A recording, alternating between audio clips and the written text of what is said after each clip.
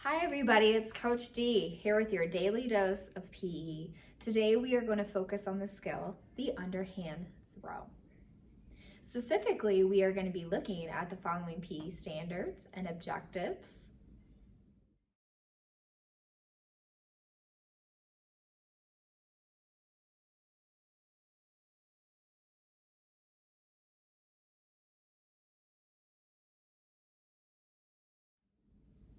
And by the end of this tutorial, I hope that you can answer the following essential questions.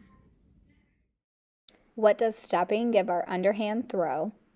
Why is keeping our follow through straight so important? And what muscles do we use to do an underhand throw? When you're ready, go get in a big safe space, somewhere where you're not going to break anything, and find a ball or something you can use to easily toss. And let's get ready to practice the underhand throw. All right, so how do we do the underhand throw? There are a couple components that will make you a master of the underhand throw. The first thing you want to do is you want to get in a ready position. So whatever your target is, whatever you're aiming for, you want to make sure your body is facing the target. The next thing you want to do is you are bringing your throwing arm back. So I am right-handed, that is my dominant hand. So I am going to bring my right hand back. The next step is you are literally going to take a step forward with the opposite foot. So since I am right-handed, I am going to be stepping forward with my left foot. Why do you think stepping when we go to do the underhand throw is so important?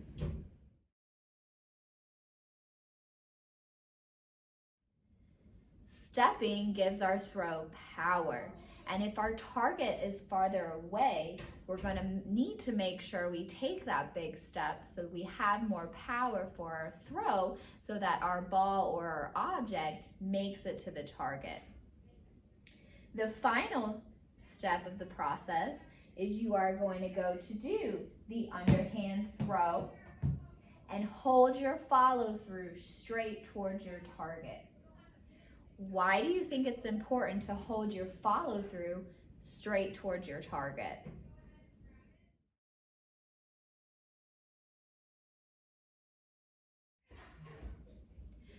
Our follow through enables our throw to stay straight towards our target. It gives us more accuracy on our throw.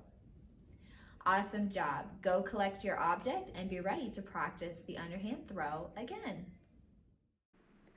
Remember to start in a ready position. Face your target. When you're ready, bring your throwing arm, swing it back behind you. Step forward with the opposite leg, and then throw the object or ball straight, keeping your follow through straight.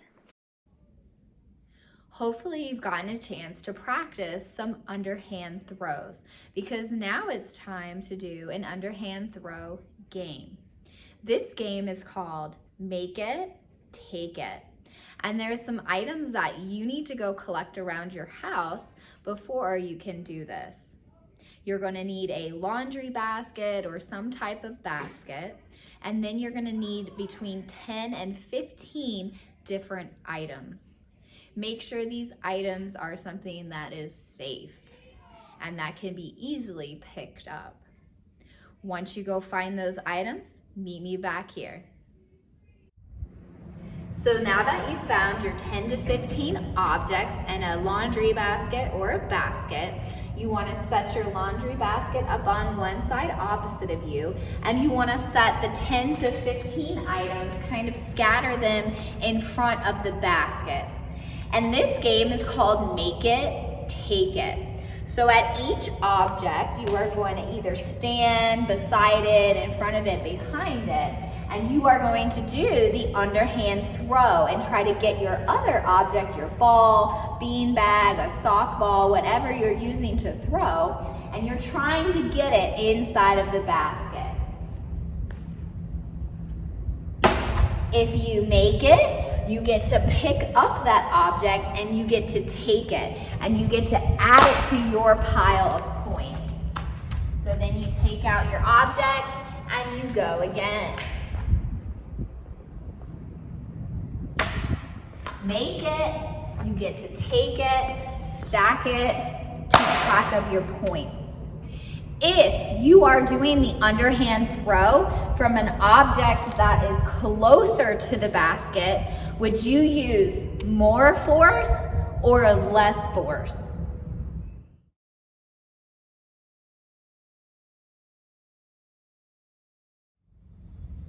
That's right, you want to use less force because you're closer to the basket. And if you are doing the underhand throw from an object farther from the basket, we would use more force because the distance is bigger. If you want an added challenge, set a timer for yourself. Give yourself a goal of maybe you're going to try to get all your objects in 30 seconds, 45 seconds, or a minute. And maybe if you don't meet your goal, say, oh, well, I have to do 5 jumping jacks, or maybe I have to do 5 push-ups.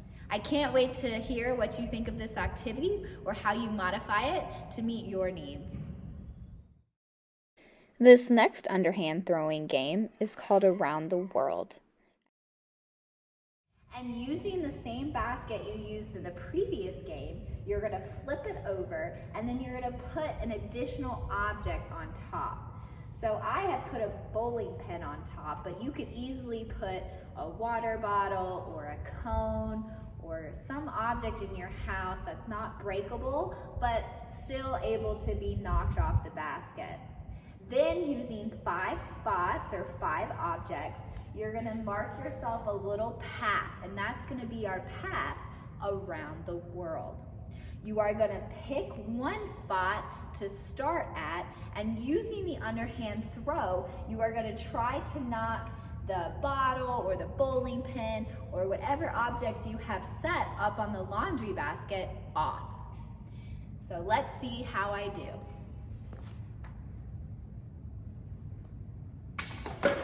All right, I knocked the object off and now I need to hustle and I'm gonna set it back up and then I get to move to the next spot.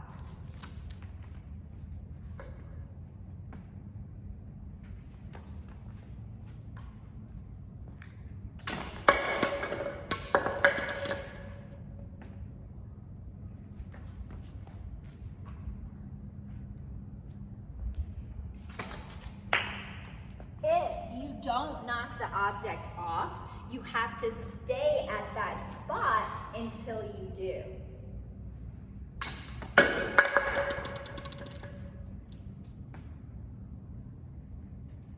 And when you make it all the way to your last spot, you have made it around the world. If you want to make it into an extra challenge, you could compete against a parent or a sibling, and you could have them start on the opposite side of you and see who makes it around the world first. Or you can always set a timer and see how quickly you can make it around the world. Great job. That's all from me today. Continue practicing your PE skills and the underhand throw. And stay tuned for more virtual lessons. Until next time, bye everyone.